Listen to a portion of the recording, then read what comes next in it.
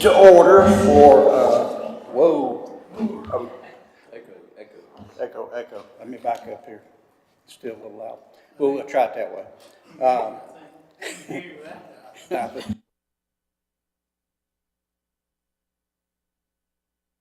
Kind of keep that for that. I'll push it this way. For March 3rd, 2026, Madam Clerk, we're all here except for Evan we don't know about. Well, hopefully he'll join us in just a few minutes. Let me remind you, take your phones and silence those, if you will, your mobile devices. And remember, as I just said, we need to activate these microphones when we talk because it is recording and playing back on the YouTube channel. Okay. So our first order of business this morning is our approval of the agenda. I think you've had those for a period of time. Is there anybody have any changes or anything to the agenda? If not, I'll entertain a motion to approve. So moved. We have a motion and several seconds. All in favor, raise your right hands. We're going to do hand motions, okay? All right, now we'll go to item number 3, which is approval of our last minutes. Those have been also in your hands for a while. If there's not any changes or deletions or corrections, I will entertain a motion to approve the minutes.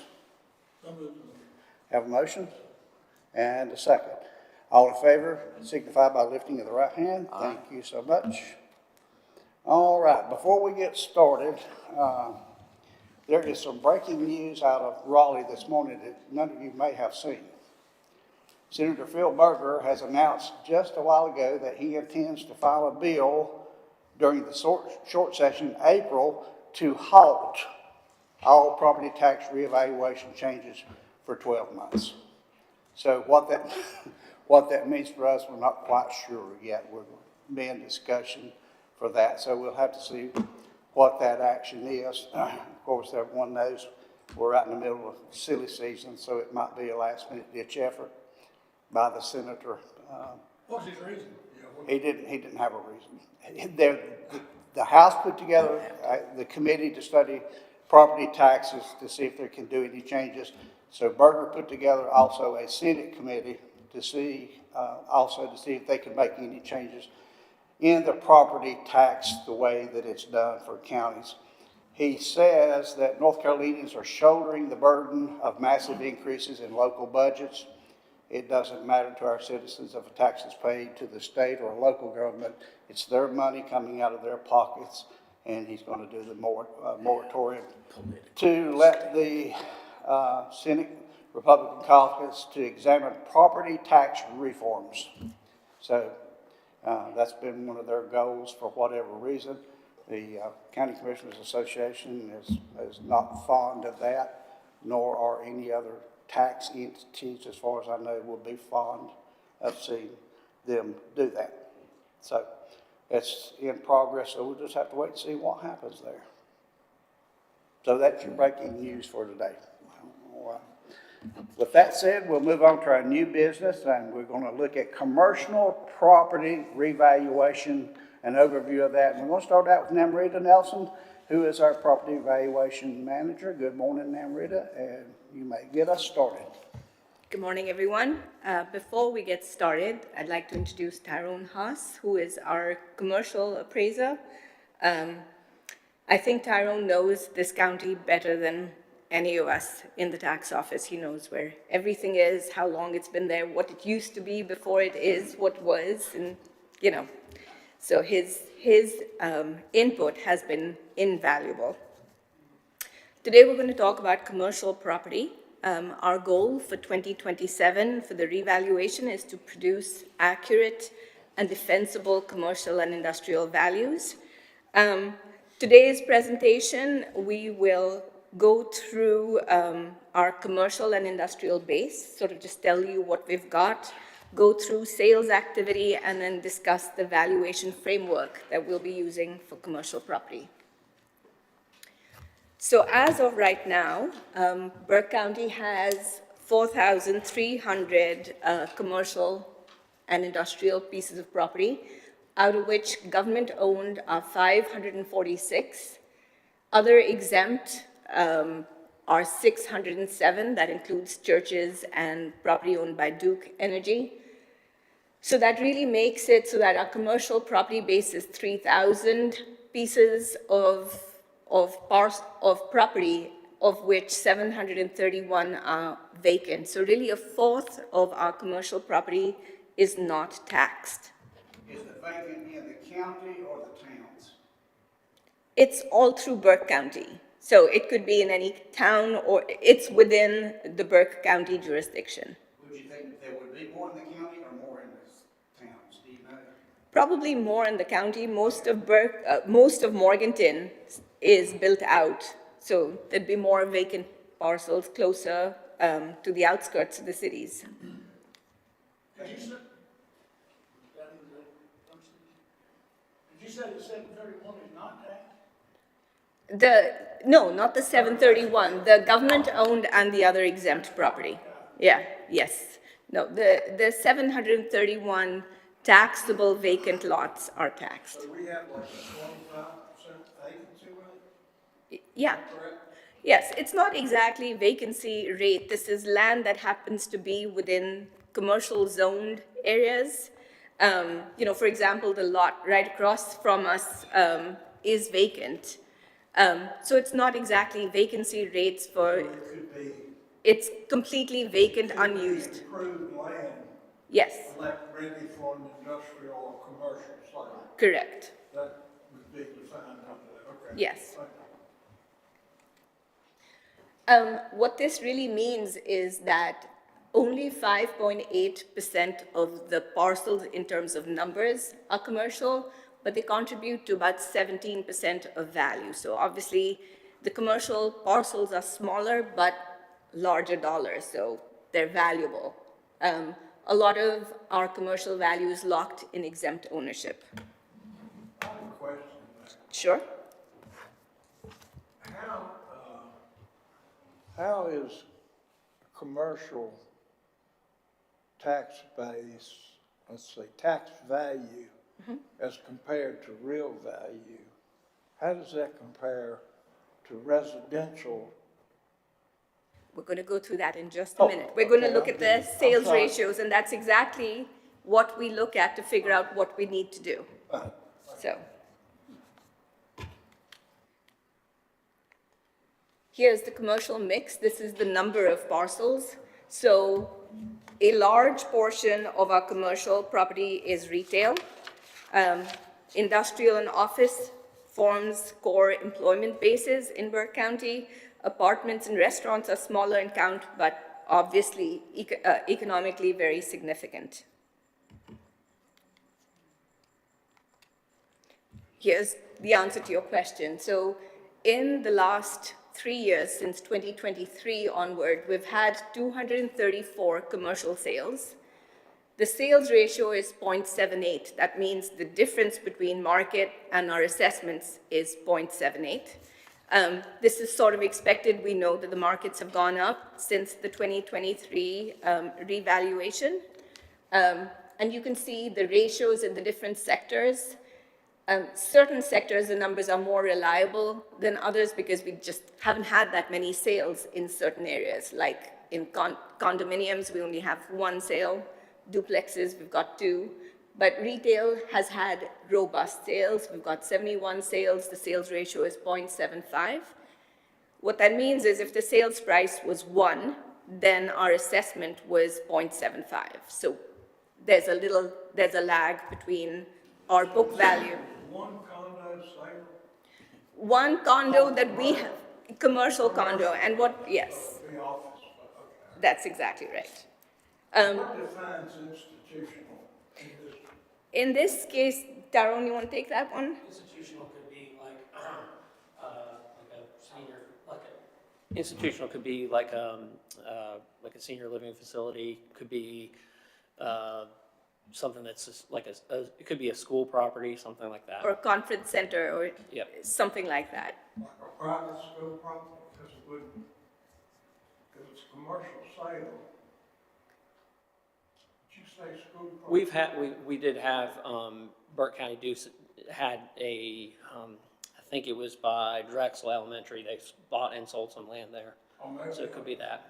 a school that was owned by a government Yeah, it's- entity it's a- sold to private. The Yes. institutional is Okay. based on the type of building that's there.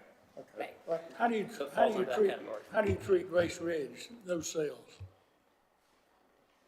As far as Well, I mean, is that, there's not individual sales there. I don't think they're actually sales. I well, think that's the right okay. to And live I guess, there and the right of daycare. Those are all, Those- those, and I guess that's hospital and it's all exempt. and you have the apartments that are based in there. You also have the housing behind that are duplexes. There's one single family that sits by itself back there, but There's they're no all con- part of that. So Right. they're There's no just, conveyance of a deed. no, correct. It's all one. Okay. If I can interrupt, College Pines has been sold, and so that's one instance there. Okay, recently. Yeah, Yeah. yeah, it has Yes. been. Yes, this past summer. Okay, I got you. Okay. Here's a look at the biggest sales by dollar amount, the top 20, that have happened in the last 3 years. As you can see, the sales are sort of clustered around Morganton, and between the 40 and 70 corridor, that seems to be where most of the commercial property is, and that's where most of the commercial sales have happened. Obviously, in the investor focus has been on access, visibility, and traffic. Rural sales have occurred, but they're much thinner in quantity. Here's the same sales by dollar. So Morganton Heights, that shopping plaza there, there were 3 sales on it. One section of it sold for 19 million. College Pines, that John just mentioned, sold for 17.5 million. Hampton Inn, and down the list there. Most of these transactions were in the retail sector, hospitality, medical, and industrial. The sales demonstrate a diversity of commercial demand. And I mean, the dollar amounts that they've sold for seem to be very much in line with all of the surrounding communities. So we have a small quantity of commercial property. However, it's doing well.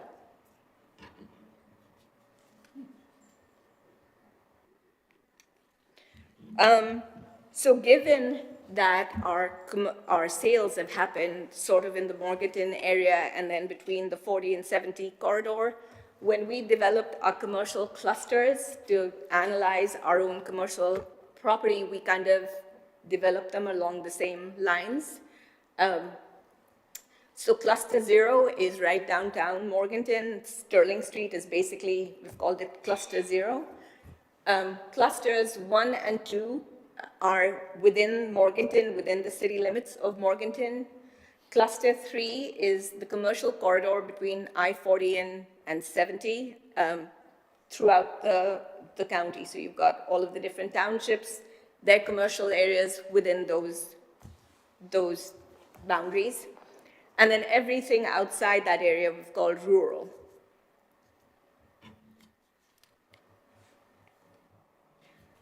Approaches to value. So now let's talk a little bit about how we plan to look at this commercial property and value it as of January 1, 27. So there are 3 ways you can value property. You can use the cost approach, the sales approach, or the income approach. The idea is that you're going to arrive at the same value, whichever approach you use. With the cost approach, you build up a value new to the replacement cost new and then apply the market depreciation at that point in time. It's most useful for brand new construction and new property. Sales comparison is exactly what it sounds like. You compare like commercial property to each other, and if there've been a good number of sales, you can estimate what the value of your current asset would be. Of course, that depends on having enough sales to make that comparison. The most commonly used approach, and the approach where there's the most income, most information most readily available is the income approach. The idea is that any investor in commercial property is going to buy or sell commercial property based on the returns that they expect to get on that property. And you use the cap rate to monetize the cash flow to the present value to figure out what the value currently of that asset would be.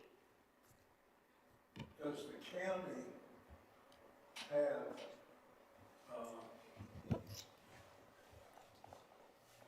can they get the information by law or whatever the case might be?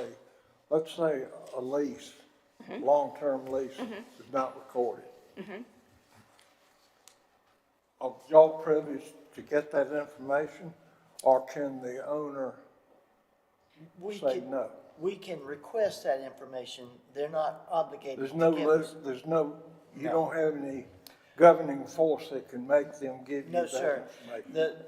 What happens is if let's say it's apartment complex, or they don't give us the rent information that they have for their 1-bedroom, 2-bedroom, 3-bedroom apartments, and they appeal their value to the property tax commission, then they're gonna have to provide us that information in order to defend themselves before either the Board of E&R here in the county or the Property Tax Commission in Raleigh.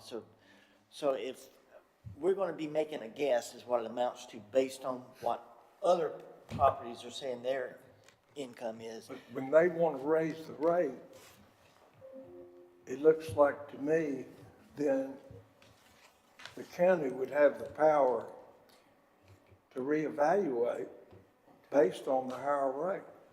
Rather, even if that case came 1 year after we had done a reevaluation, and you may have to wait, whatever the deal is, 3 more years or Right, whatever. well- Or is that not the case? That's not Can't the do it case. that way? We can't do it that way because what the law says is once the values are set by the Board of Commissioners through the schedule of values, that value cannot be changed unless there's something physically done to the property, such as You have to new improve. construction or, Or Destruction or if tearing it down. was demolished, or right, either combination. And that's up or down. You up cannot or be- down. But the income approach on these properties should be no question about that being the best approach. Right. It is, and I mean, that should be weighted like, I don't know how you weight it compared to sales comparison and cost. well, But it should represent almost 100%, I would think. Well, it That's what it should do. is. And that's, If they provide us with the information, but it's dependent on the owner providing us with that information, which they are under no obligation legally to do I that. can't believe that that's private. well, when people come back so nobody generally, the only time we have someone come back for an appeal would be if they think they're overassessed. Nobody generally complains if they think they're underassessed, right? When they come back and tell us that they are overassessed, we do ask for proof. So we do ask for leases. We do ask for their Schedule Es. We ask for 3 years of Schedule Es because we want to see a pattern of income, not just one, fluff year, which could be up or down. So if they come back and they say that they've been overvalued, at that point we have the ability to ask for more information. But when we're doing this round, when we're doing our mass appraisal, we have to use what we can find from the market. We have sent requests for information to our apartment complexes, for example, to figure out the exact unit mix. The unit mix will drive their income. If you've got more 3-bedroom apartments in your apartment building and fewer studios, your apartment building will generate more rent than one that has only studio apartments if the number is the same. All that information is actually available publicly now from services like CoStar. They aggregate this information, and any large building, we've actually found information about pretty much every building which has 10 units or more in Burke County.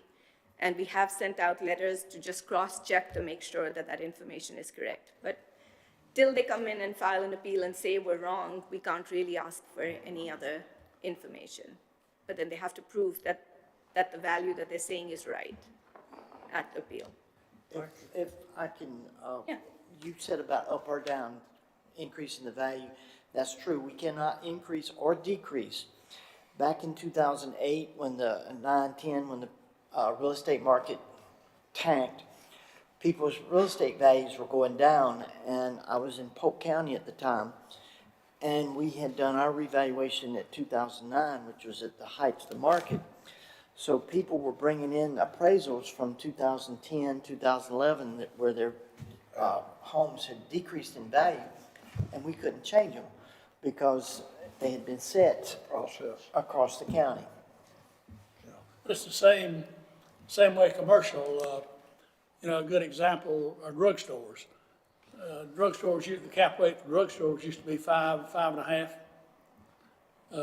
And now, as the Walgreens out here at Food Line, they were getting $20, roughly $20 a square foot in rent. And actually, drugstores are now not the best retail.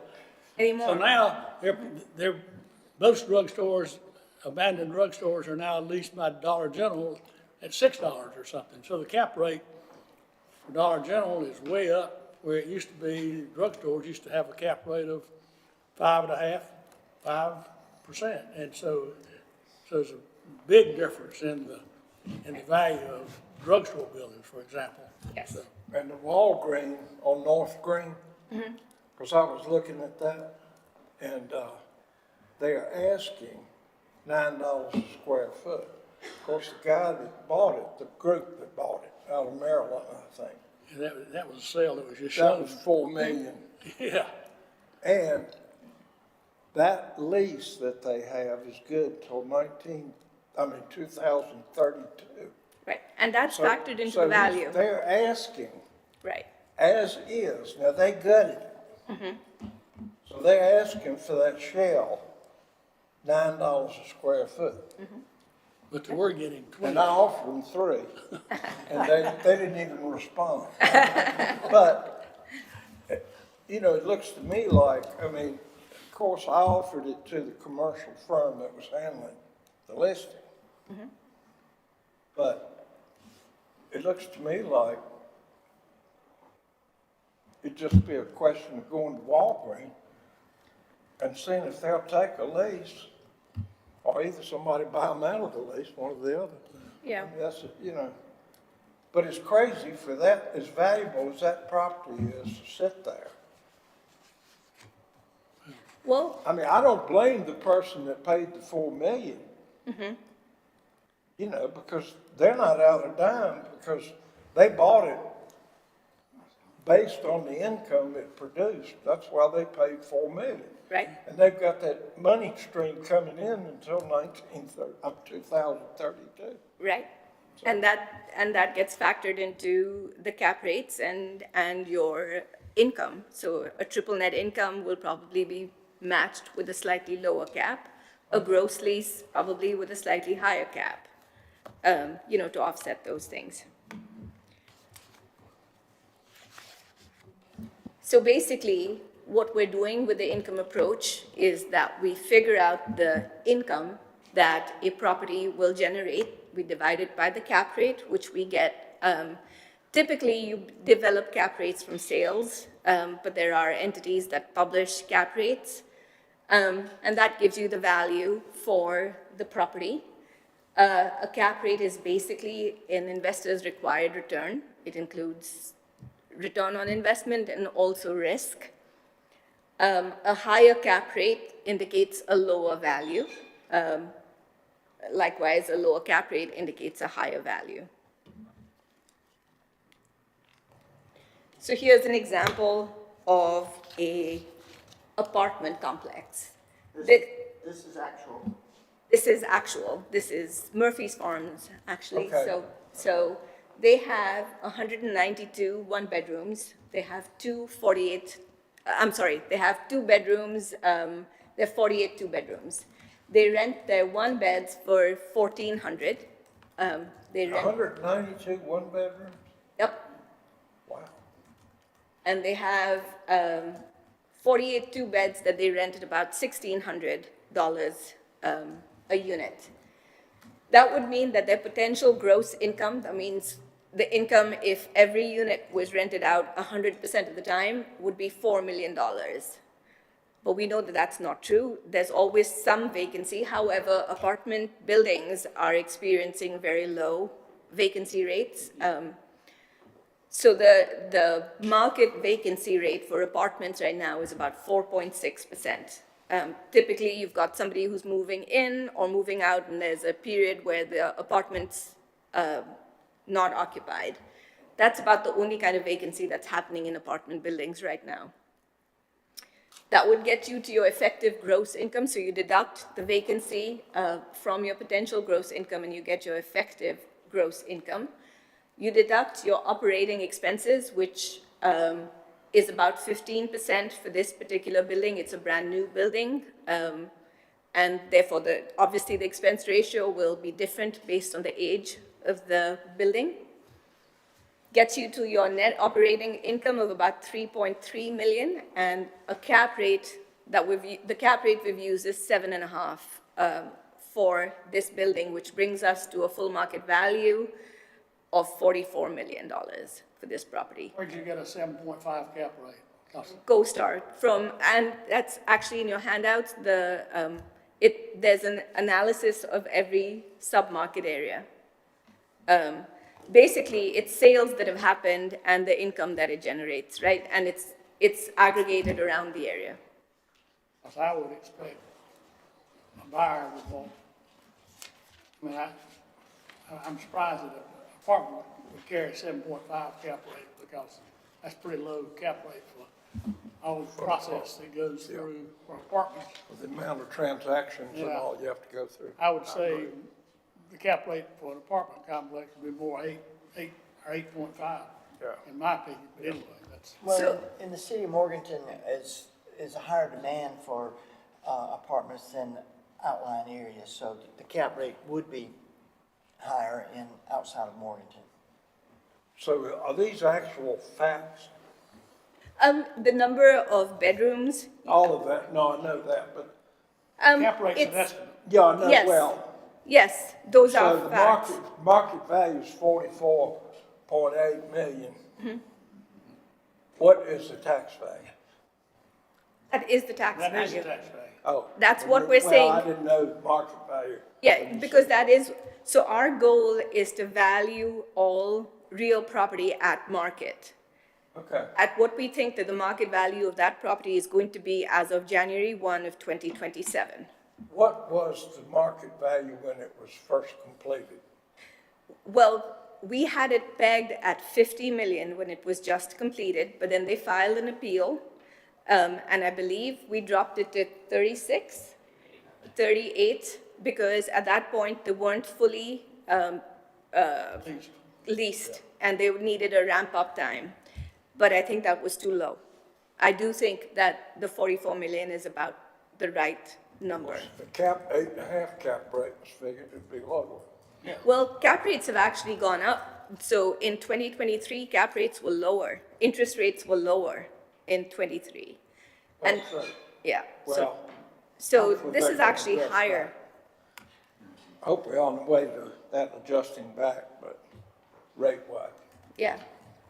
And I mean, if there's some compelling reason that Murphy's Farm thinks that our expense ratio is too low, or cap rates are too high or too low, I mean, that's the whole appeal process is, because you don't know, you're making an assumption for a property, and if somebody doesn't fall within that swath, they come back at appeal. Yeah, that's amazing. You take 240 units, divide it into 44.8 million, and you get close to 200,000 per unit. That's correct. Then It's it's the Then nicest when you look apartment. at the cost approach. it's pretty That's good. why you don't look at the cost approach, Pretty- because you well, can't no, get to the value. Cost approach in this, on commercial property means nothing. Basically nothing. Right. I mean, it It- gets it- you there because But you make it get that's you why there. they build it. Right. That's right. That's the feasibility of building. Right, and it's very easy to value any income generating property, because if they're able to command the rents that they're able to command, that means the property is valuable. Right. Thank you. So this is multifamily, and this is what we're proposing to use for this next revaluation. Morganton rents exceed non-Morganton rents, which I think is intuitive. Vacancy remains low. Again, vacancy is lower in Morganton, a little bit higher outside Morganton. And cap rates are lower in Morganton and a little bit higher outside of Morganton. But these are the numbers that we are proposing to use, and we did, I did include a little analysis of the different types of properties to show you how we came up with these numbers. But I'd like to see if it passes your smell test. Does this seem reasonable? Can you kind of speak to where you got these numbers from? CoStar. So CoStar is, like I said, a source of data. They aggregate all kinds of commercial and industrial data. They have every sale that has happened. They have the financials of every transaction if they're available. They have the details of the leases if there are any.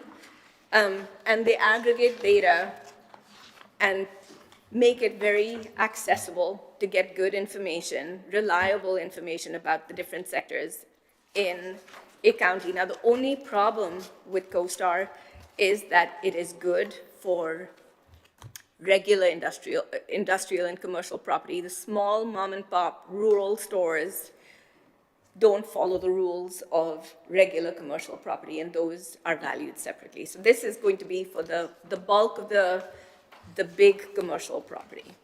We have a lot of manufactured homes that are in the rental market.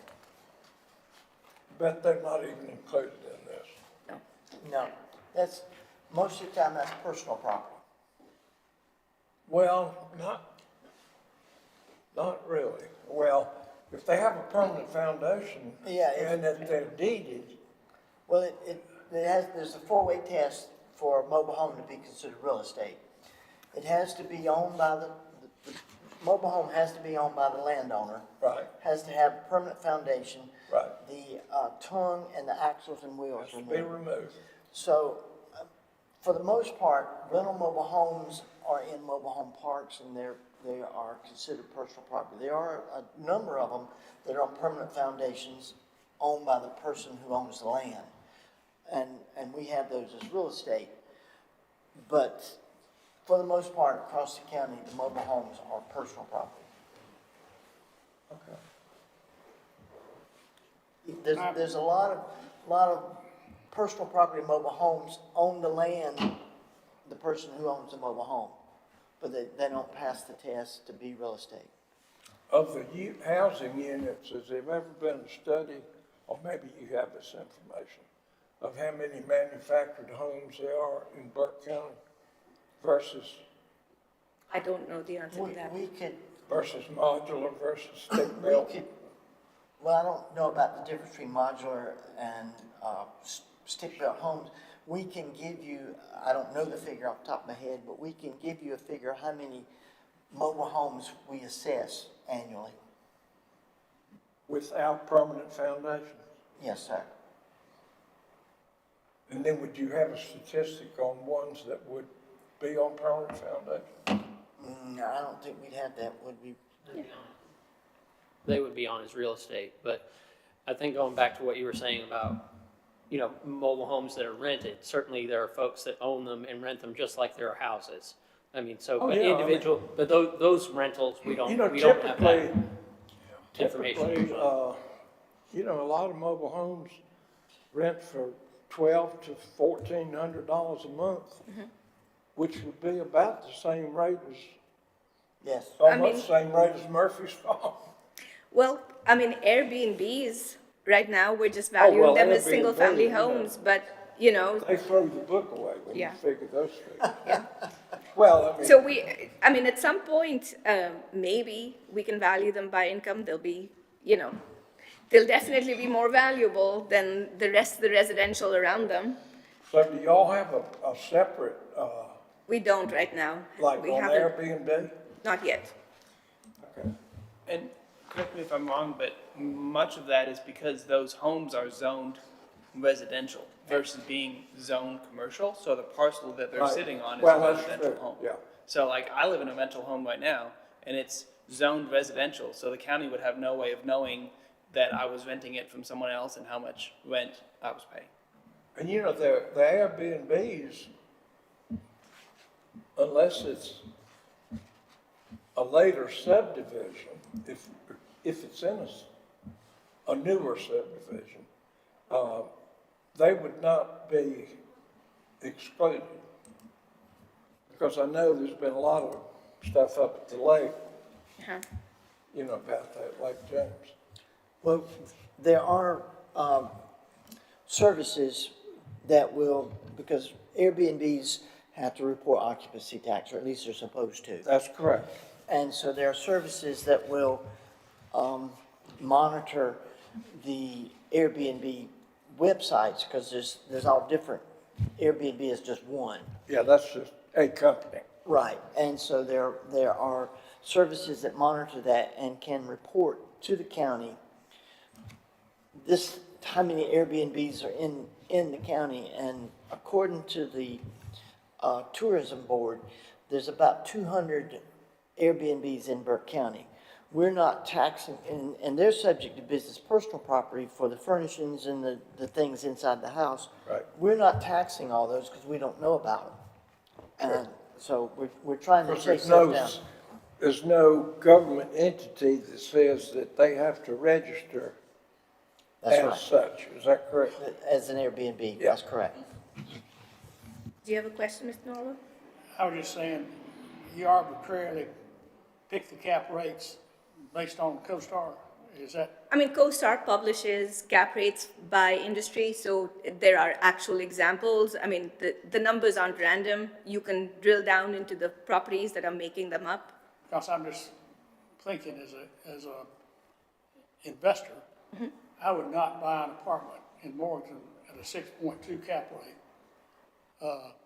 because of the management and the problem. I just think that cap rate is too low for apartments, but I don't know who Well, decides that. the 6.2, I don't believe we actually have any apartments at 6.2. I think it started 7.5. But we have to put a range into our SOV. We need to have the ability to make, if something spectacular opens up downtown Morganton in the next 2 years, we need to have a way to value it. So it's a range. All right. And of course, you can only do what information you can receive.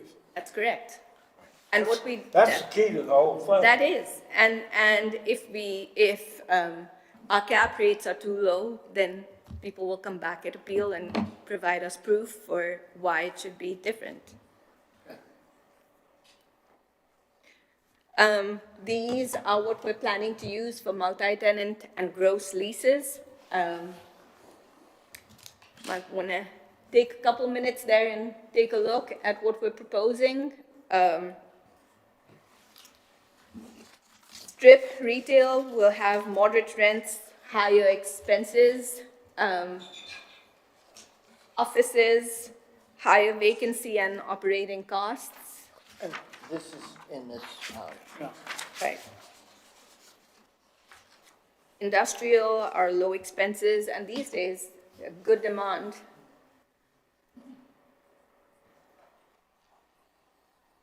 these are sort of, again, ranges of rents and cap rates.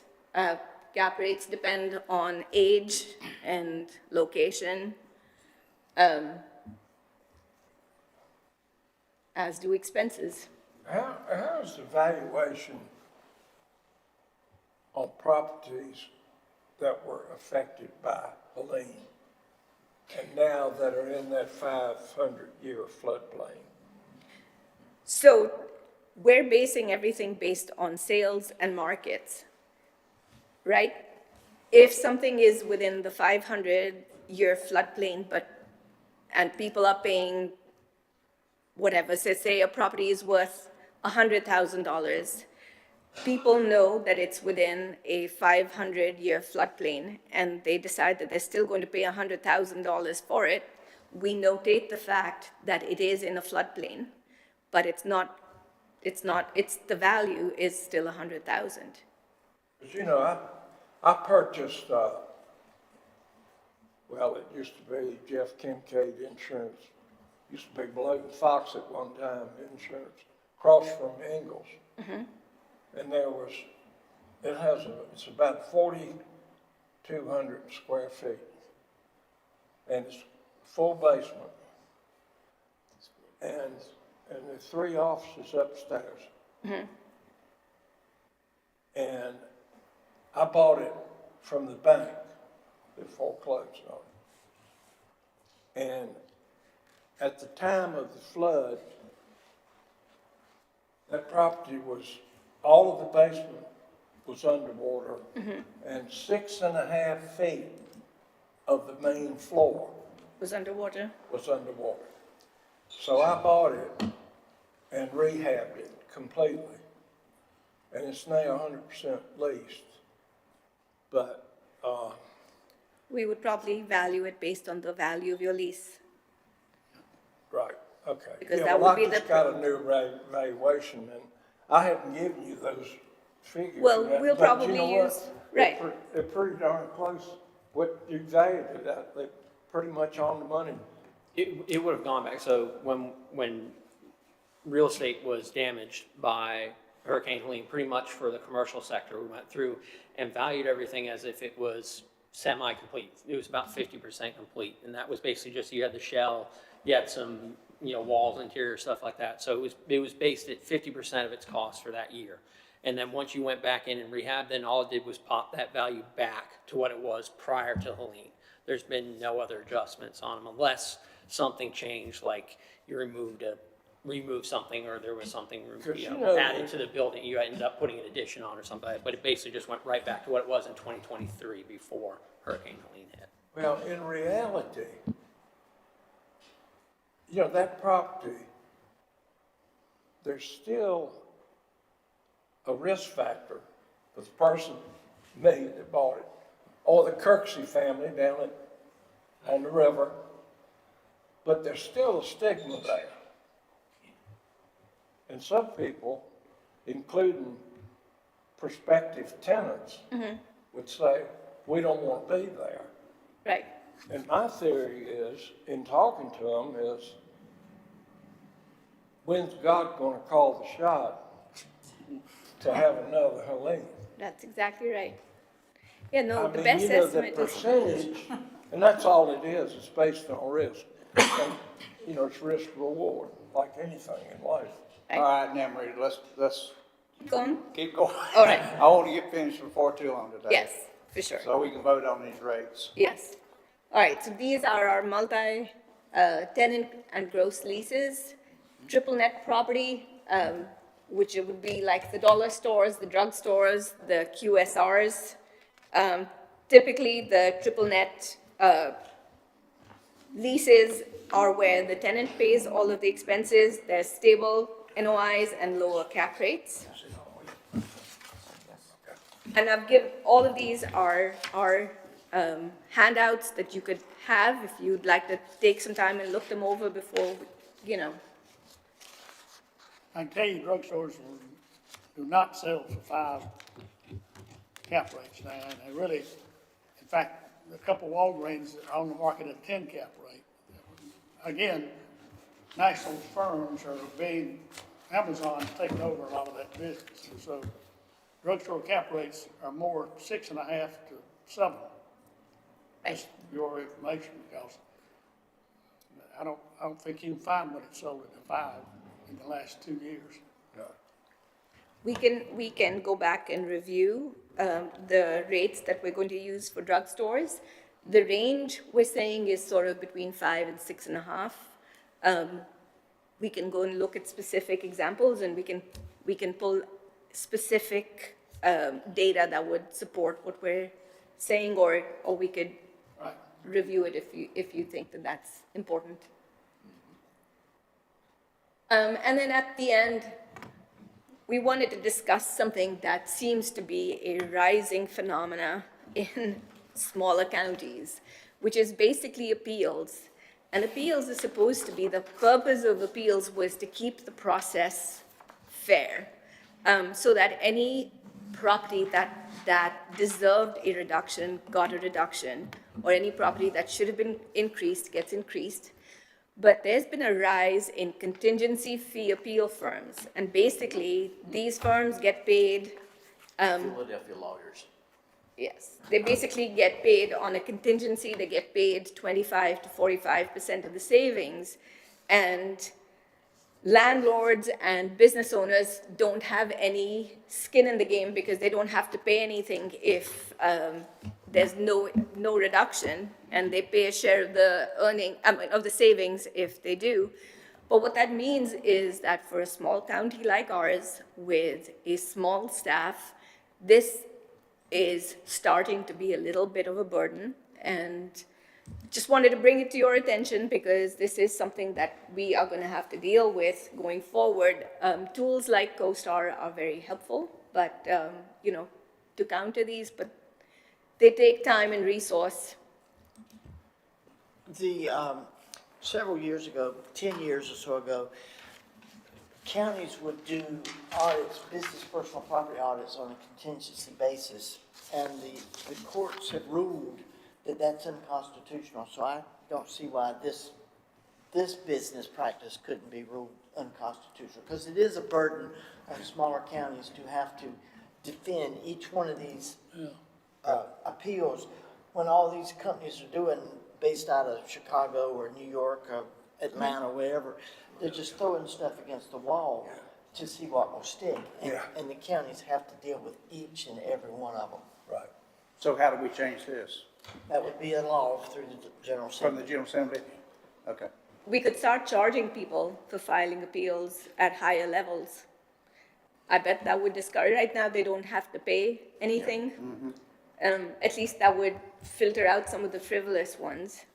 And have sat on that board, E&R board, for a number of years, and, I said it out loud, Philadelphia lawyers, these people come in most of the time without documentation. They just swagger in here and think that they're gonna sway the poor, country rubes. the poor rubes that are on the board with their, $5,000 suit, and, their sweet talking. And it takes the tax office a tremendous amount of time It does. to document that, to be able to defend their opinion. And these people just, they just roll in here, sit down, and they throw out a bunch of, How often do they- Gobbledygook. hogwash. How often do Yes. they win? And they win probably 2 to 3% of the time. That's all. And they work on that statistic. Yeah, I mean, most of it's just they bring in this, appraisals or other documentation that's not relevant to Burke County or any North Carolina, for all that matters. Have you considered fees for this in the past? They did in Illinois because this was, Oh, okay. I'm just Not- speaking from, Not in North Carolina. Yeah. Okay. Could there be a fee for large commercial appeals? That would be, right now, no. No. That would be, have to be a statute by the General Assembly. Wow, okay. or for large companies that file on behalf of 15 firms. Yeah, because Yeah. some counties have reported that they get dozens It's just a list of appeals that they've picked up. Yeah. And you know, it's likened to ambulance chasers. You get a speeding ticket and you get 14 letters from lawyers trying, and they're working on that same large contingency. So, you know, they may hit one and that'll pay for the fact that they're flying in from Atlanta. Throw it all up against the wall. And some Like of spaghetti. It's like spaghetti. A little bit It's- of it's they're- gonna stick. Whatever sticks, Exactly right. you know. We had an appeal here for Walmart a couple of years ago, and the attorney was, on the phone, was shocked that we didn't accept what they offered because Wake County had. And I'm like, I don't care what Wake County Yeah, has. that's no basis. I don't think we said that to them. You Yeah. did. We'll definitely do. Yeah. So, Okay. Maybe we're a little wiser than Boyd County, right? yeah. Well, we're not quite the rubes they think we are. I know. We weren't. And with that, we are done. Any thoughts, any questions? We will go back and look at the cap rates for drugstores, and I'll make sure to get back with you about that specifically. Yes. If there are any other questions that we can answer. That was the only one we had the question about was, Well, all of them are kind of a little low, it's just, but it's a range though. You it's can- not, but the low end of the range, I think, is lower. Okay. Because, you know, they're, And, you know, from our point of view, from a slightly more conservative point of view, it behooves the tax department to try to use a slightly lower cap, because we know that people will come back if we underestimate. right. I'm sorry, if we overestimate, if we use a smaller cap, we definitely know people will come back if we But you get. may be asking for more appeals, so. but- Which is, and actually, more appeals is probably a sign that we've done our job, because Yeah. nobody comes and files an appeal if we're not at value. Right? Well, for your information, this man knows.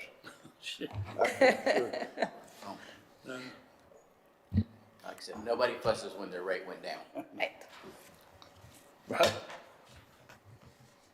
All right, now, Marita, thank you for that great presentation concerning you. cap rates and the proposed market clusters.